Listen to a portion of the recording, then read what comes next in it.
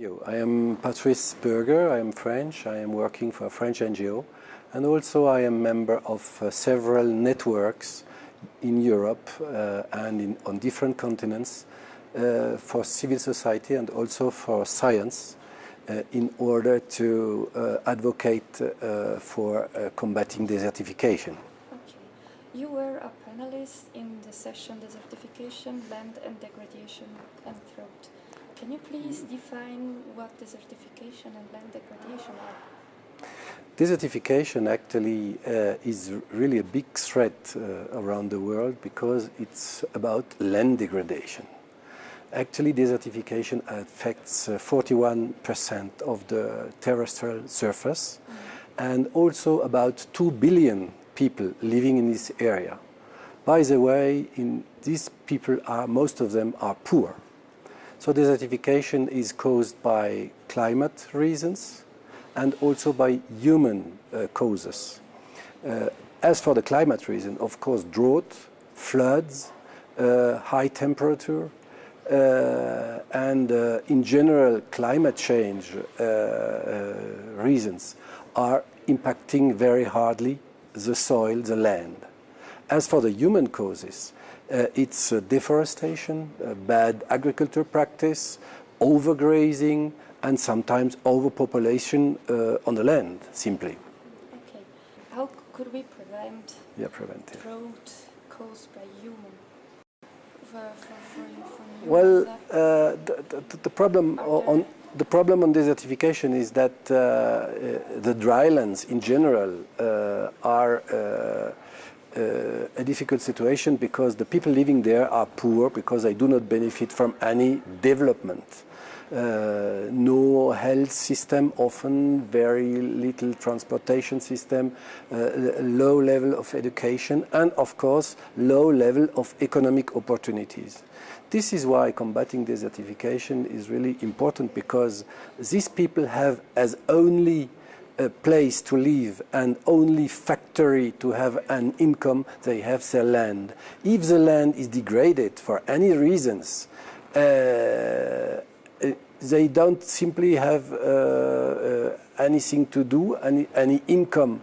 So this is why desertification should really be taken for serious, because climate change, migration, droughts, floods, and all the changing, all the trends actually in the world will impact very hardly these countries and affect again these poor people. Thank you very much for your support. Je suis désolée. Hein, ouais. Mais de toute façon, là, votre question, c'est plutôt ça. Yeah? Okay. One more question. You spoke about the drought and what are how are people affected by drought?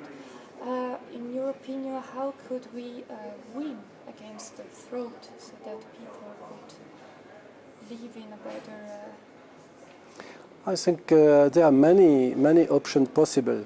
We have an international framework, by the way, which has taken in consideration this question, which is the United Convention to Combat Desertification. All countries of the world have ratified this convention. Unfortunately, when it comes to action, very little is done. And what we say as NGOs mostly is that we should support financially more the activities in the drylands, invest more in drylands, and especially invest in rural areas and with the people, build on what the people can do, create added value on their produce, and also increase the fertility of their soil by better land management, better sustainable land management. There are huge opportunities to double the income, at least of half of the rural poor living in drylands, with very little investment.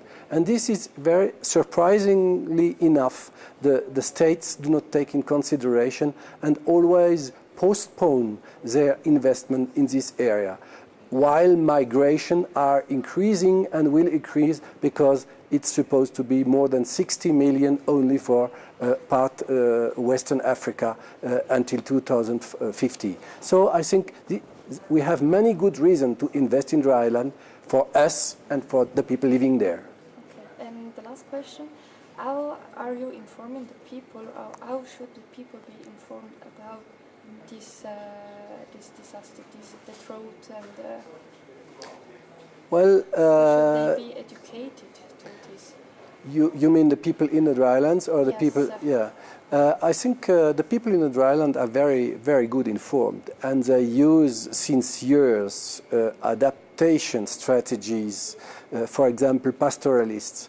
Pastoralists have an incredible knowledge about their environment, are able to live 1 year in a place where you and me could not live. And finally, after the year, they have a herd of animals, and they have managed, while managing well the land, they have managed to create economic value with their cattle. So we have to build on this knowledge, and also probably add scientific knowledge to that, for example, when the soil is highly degraded, what can be done in order to remediate to that.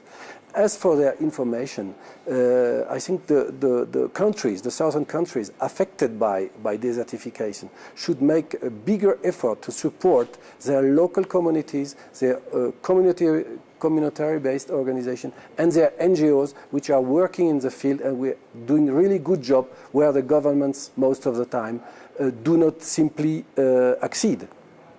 Okay, thank you very much.